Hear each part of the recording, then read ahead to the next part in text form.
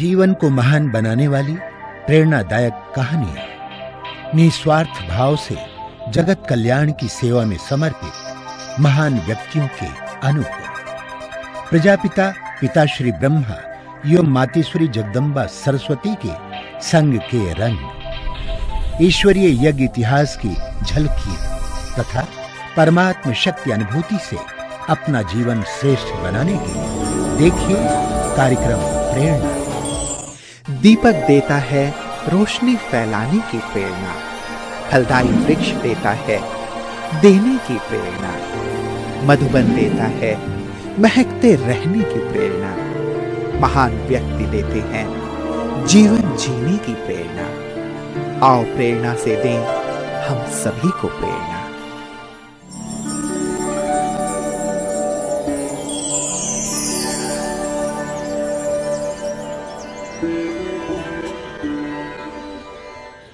नमस्कार, आइए प्रेरणा कार्यक्रम में आपका हार्दिक स्वागत है। साथियों, इस कार्यक्रम में हम आपकी मुलाकात कराते हैं ऐसी प्रेरणादायी हस्तियों से जिनका संपूर्ण व्यक्तित्व निस्वार्थ सेवा करने और जीवन को दिव्य बनाने की प्रेरणा देता है। ये वो महान आत्माएं हैं जो आध्यात्म के पथ को अपनाकर ईश्वरीय प्रेम का रसपान करते हुए जन जन को ईश्वर के सानिध्य का अनुभव करा रही हैं। हमें आशा ही नहीं, पूर्ण विश्वास है कि आप भी इन दिव्य विभूतियों के अनुभवों से प्रेरणा प्राप्त कर अपना जीवन श्रेष्ठ और सफल बनाएंगे। तो लीजिए, प्रस्तुत है कार्यक्रम प्रेरणा।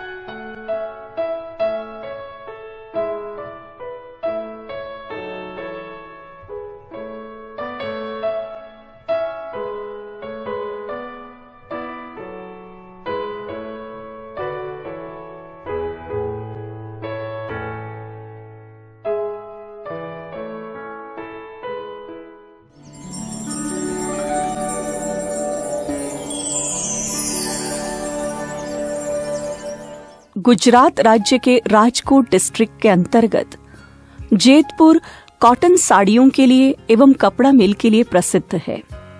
जेतपुर के ब्रह्मा कुमारी ईश्वरीय विश्वविद्यालय की मुख्य संचालिका के रूप में वनिता दीदी जी निमित्त है। दीदी का जन्म 1950 में कलकत्ता के एक संपन्न परिवार में हुआ। बचपन से ही आपको खेल कूद और पढ़ाई में विशेष रुचि थी। आप एक्यूरेट, एक्टिव, अलर्ट और शिष्टाचार से भरपूर है। आपको यह ईश्वरीय ज्ञान 1963 में मुंबई में प्राप्त हुआ। संस्था के संस्थापक ब्रह्मा बाबा से सायन मुंबई में पहली बार मिलते ही आपने ज्ञान की वास्तविकता को एवं परमात्मा की उपस्थिति को महसूस कर इस ज्ञान मार्ग में चलने का निर्णय लिया। जगदम्बा मां मम्मा से 1964 में मिलते ही मम्मा की दिव्य आभा से प्रभावित होकर आपने मम्मा समान श्रेष्ठ जीवन बनाने का संकल्प लिया। 1967 से इस ईश्वरीय सेवा में अपना तन मन समर्पित करते हुए मुंबई, अहमदाबाद, मद्रास, जूनागढ़ आदि स्थानों पर सेवाएं देते हुए 1977 से जेतपुर में ही आप परमात्मा को प्रत्यक्ष करने की सेवाएं कर रही हैं। ईश्वरीय ज्ञान जन जन को पहुंचाते हुए बाइक यात्रा, अलविदा तनाव शिविर, विभिन्न आध्यात्मिक मेले, शांति यात्रा, महिला सम्मेलन इत्यादि अनेक कार्यक्रमों का आपने सफल आयोजन किया। वर्तमान समय 3 सेवा केंद्र 16 गीता पाठशालाओं में 500 से भी अधिक विद्यार्थी इस आध्यात्मिक ज्ञान का लाभ उठाते हुए अपना जीवन आपके सानिध्य में दिव्य बना रहे हैं।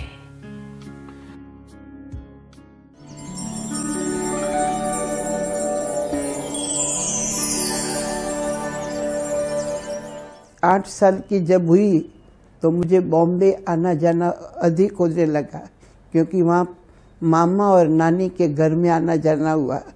नानी का परिवार बहुत भक्ति भाव वाला था, जो रामायण महाभारत आदि सुनती रहती थी, और इसके कारण भक्ति और श्रद्धा प्रेम भगवान से सदा बना रहा। लेकिन कुछ समय के बाद पढ़ाई करते करते साकार बाबा बॉम्बे आए, जिसमें 63 में शिवरात्रि पर साकार बाबा तबीयत के कारण आए थे। लेकिन हमारी लौकिक मौसी, जो 6 मास से ज्ञान में चल रही थी, उस हीरा बहन ने हम सबको बोला, देखो बाबा खुद आए हैं, आप लोग एक बारी तो चलो।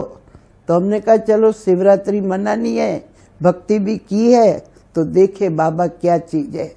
लेकिन जैसे ही हम वाटरलू मेंशन में बॉम्बे में गए और साकार में बाबा को देखा, तो मुझे अपना बचपन याद आया कि पिताजी क्या होता है और दादा भी क्या होते हैं, जिसके कारण एक ही बाबा की दृष्टि पड़ने से मैं ज्ञान में चल पड़ी।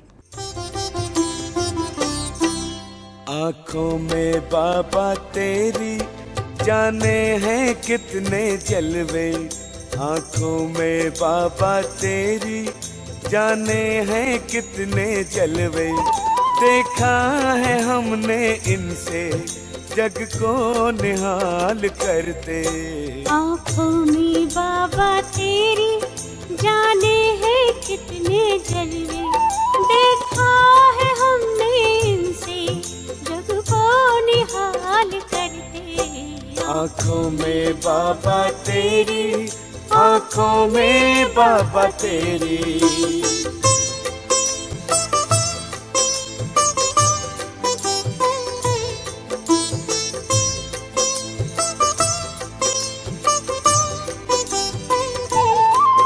भगवान को भी बाबा आंखें तेरी लुभाई, भगवान को भी बाबा आंखें तेरी लुभाई, बरसा रही है इनसे अब रहमते खुदाई।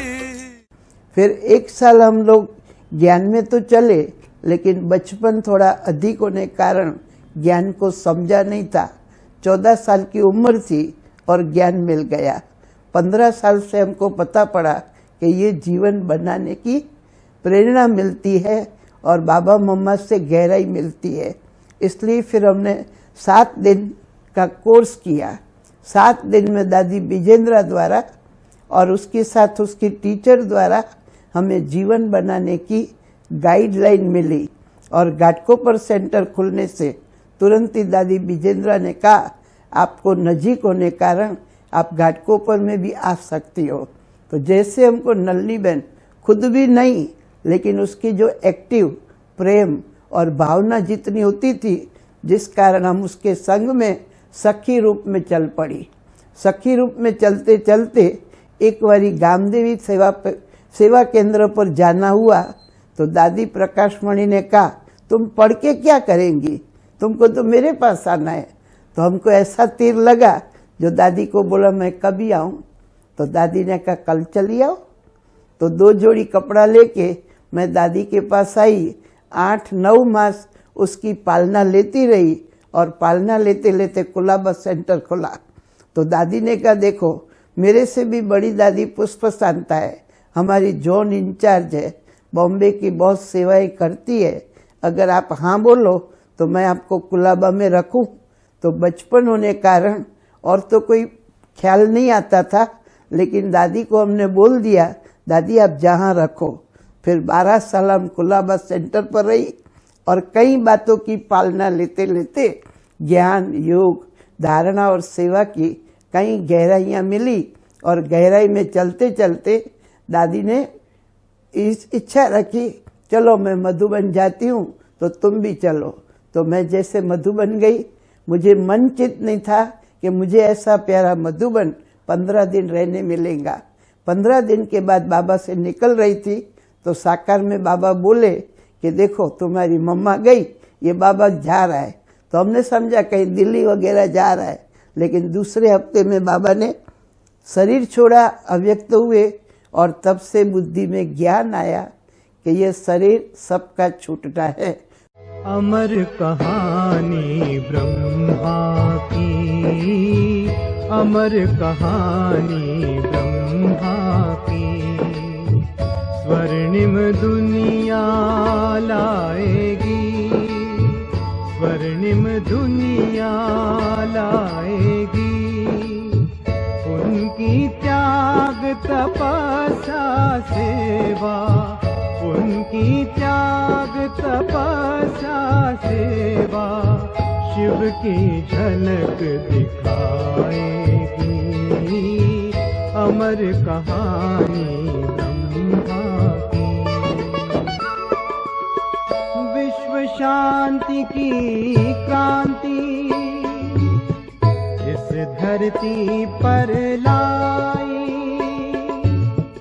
बदलेगा इतिहास विश्व का, ये धरती ने अंगड़ाई। लेकर झंडा हाथ में शिव का, लगा विश्व कल्याण में। मृत्यु क्या चीज है तभी हमको ख्याल आया। अपने लौकिक पिताजी का मृत्यु तो हमने देखा भी नहीं था। तो ऐसे चलते चलते ज्ञान योग से और धारणाओं के साथ 1970 में माना 70 में हमारी कुमारियों की पहली भट्टी हुई। तो दादी ने कहा आप पहली भट्टी में जाओ, आपको कई बातें मिलेंगी। तो 2 मास जो पहली भट्टी की, उसमें मनसा वाचा कर्मणा, व्यवहार, कार्य, कर्म की गति, और कैसे हमें सेवा में हर साल, हर रीति, हर घंटे, हर मास निमित्त होकर के सेवाएं करनी है। तो जैसे ज्ञान और योग का फाउंडेशन पक्का हो गया। तेरा वो प्यार है बाबा जो समझाया नहीं जाता। तेरा वो प्यार है बाबा जो समझाया नहीं जाता। बरस जाता है नैनों से वो बतलाया नहीं जाता। बरस जाता है नैनों से वो बतलाया नहीं जाता। तेरा वो प्यार है बाबा जो समझाया नहीं जाता।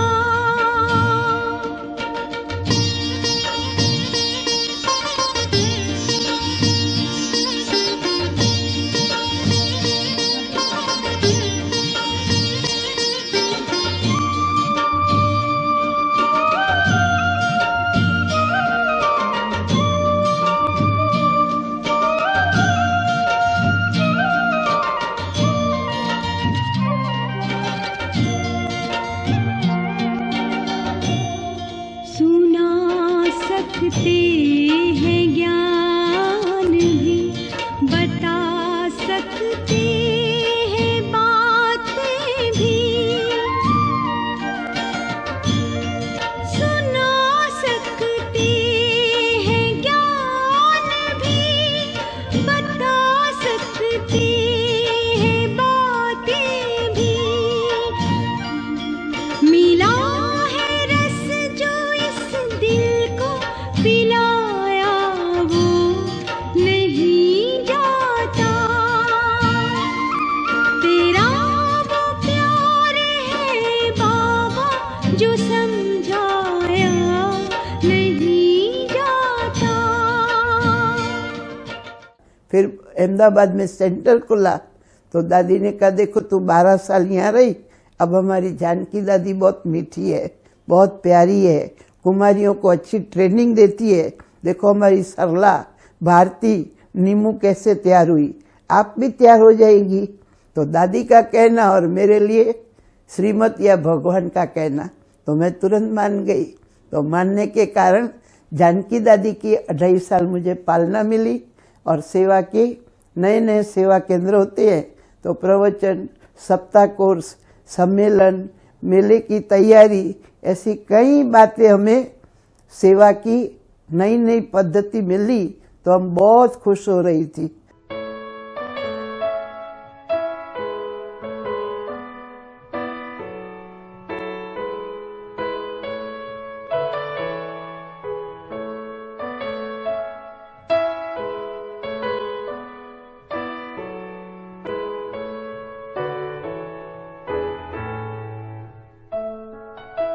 सच्ची मेरा अहोभाग्य कि 1963 में बाबा बॉम्बे आए, मौसी ने हमको बाबा का रथ दिखाया और डायरेक्ट हम उसके सानिध्य में पलते हुए वार वार मधुबन आना जाना हुआ। फिर तो हम बहुत अच्छी रीते चल रहे थे, कहीं छोटी मोटी परिस्थितियाँ आती थी, कहीं सहन करने की बात आती थी, कभी सरल होने की बात आती थी, तो हमको दादियों से मिली हुई पालना, दादियों से मिले हुए वरदान सदैव याद रहते हैं और उस याद के कारण कोई परिस्थिति व कोई हलचल मुझे कभी परेशान नहीं करती है। तो मैं सचमुच अहोभाग्य समझती हूँ कि बचपन में साकार बाबा भी मिला, मम्मा की 9 मास मुरली भी सुनी और दादियों की 12 साल पालना भी मिली, जिसके कारण आत्मा बड़ी सरल, व्यवहार कुशल और एक्टिव और अलर्ट के जो संस्कार थे वो अलौकिक जीवन में भी आ गए। मुझे एक ही बात और तात लगी रहती है कि बाबा ने जैसे अंत में मुरली सुनाते सुनाते 10 मिनट में शरीर छोड़ा, वैसे हमारा भी तन प्राण तन से निकले।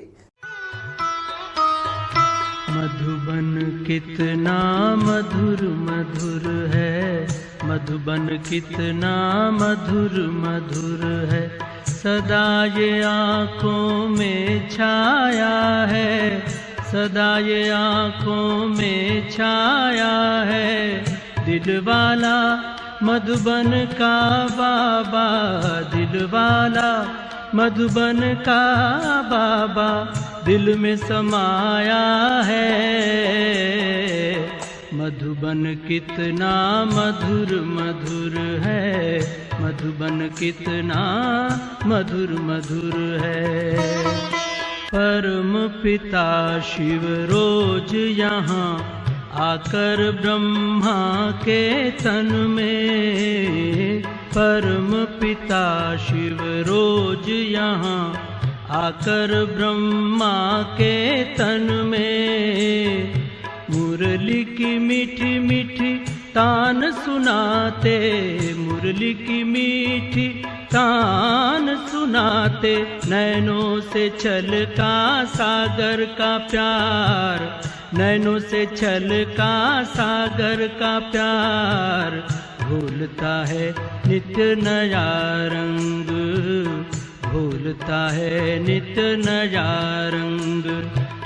बच्चों के जीवन में दिलवाला मधुबन का बाबा, दिलवाला मधुबन का बाबा दिल में समाया है। मधुबन कितना मधुर मधुर है, मधुबन कितना मधुर मधुर है। भले मेरी उम्र अभी 67 साल है, लेकिन मुझे फील होता है मैं 15 साल का बच्चा हूँ, 10 साल का बच्चा हूँ, और वो बच्चा दिल का सच्चा हूँ। बाबा से मेरी इतनी दिल सच्ची है जो बाबा को मैं कहती हूँ, और बाबा स्वयं आकर के करण करावनहार त्रिमूर्ति शिव स्वयं करता है, जैसे बाबा की गोदी में मैं पल रही हूँ।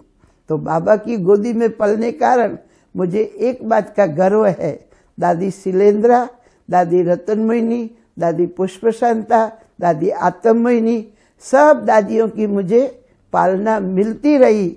और अभी भी मैं जाती हूँ मधुबन में तो दादी दूर से देख लेती है, तो कोई भी दादियाँ कहती, वनिता मेरे को 2 मिनट मिलना, हाँ आपको मैं एक कान में बात सुनाऊं। और कान में बात यही होती है, वरदानों की झोली वरदानों के साथ शक्तियों से भरपूर करती है। इसलिए मैं दिल से कई बारी भाई बहनों को भी कहती हूँ, भारत हमारा भरपूर बनेगा नहीं, भारत हमारा भरपूर हो गया है। सिर्फ हम अपने को संगम युग या सतयुग में समझे, बाकी कलयुग से हमारा कोई न कनेक्शन है न कोई रिलेशन है। क्यों?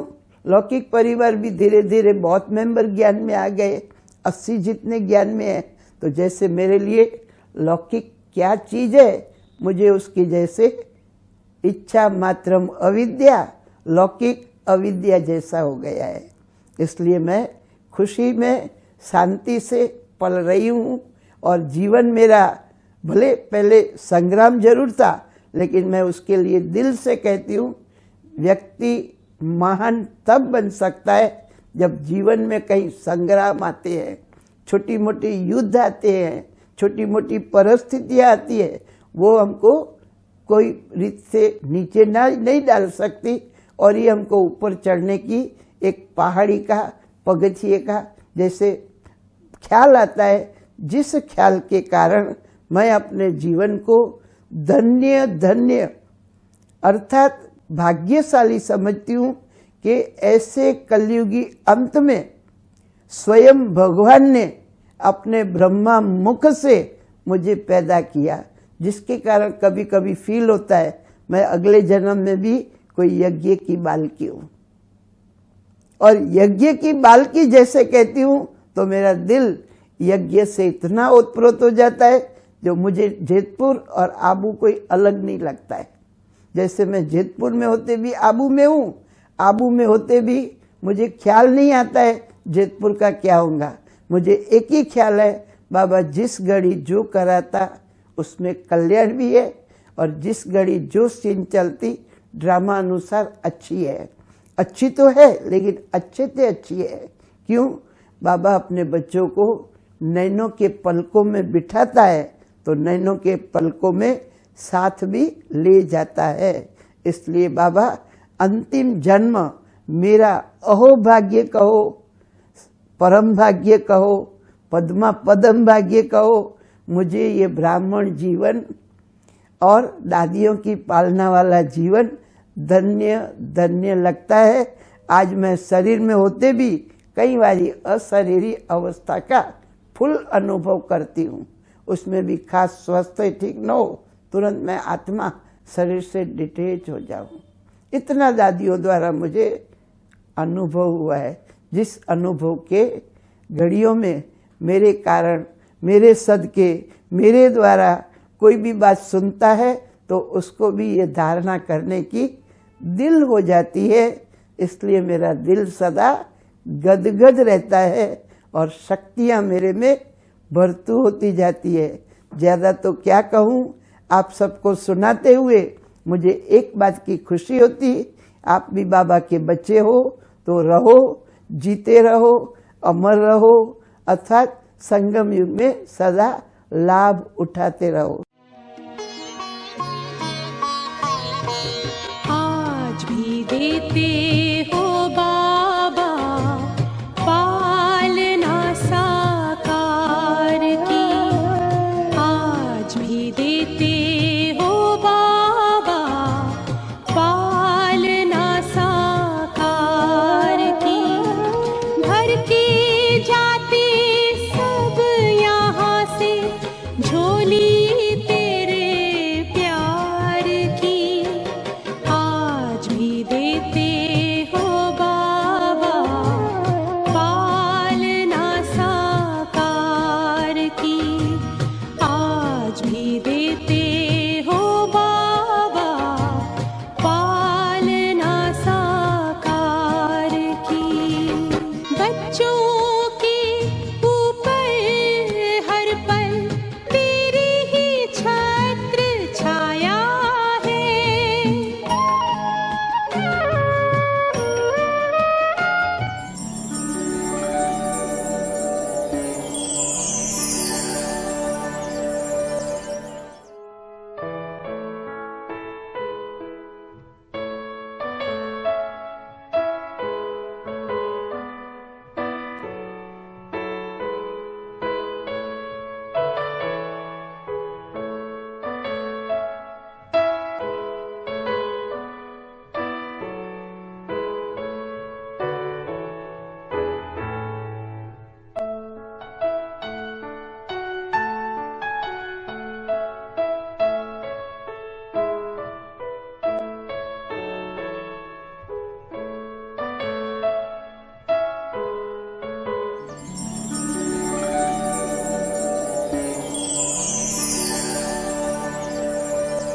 दीदी जी का इतना सरल स्वभाव है कि हमको सामने से प्रेरणा मिलती है कि भाई कोई भी काम हमको बताओ, हम करने के लिए तैयार होते हैं। वो दीदी का मुझे ऐसा प्यार मिलता है, ऐसा प्यार मिलता है, मेरा अलौकिक घर मुझे याद भी नहीं आता है। मैंने एम था कि वहाँ अलौकिक घर में ज रहूं। दीदी अपनी माँ से भी ज़्यादा प्रेम सभी को करती है। जो भी थोड़ा बहुत भी अगर किसी ने दे दिया कोई खाना पीना ये सब, तो दूसरे को दिए बिना कभी भी वो खाती नहीं है।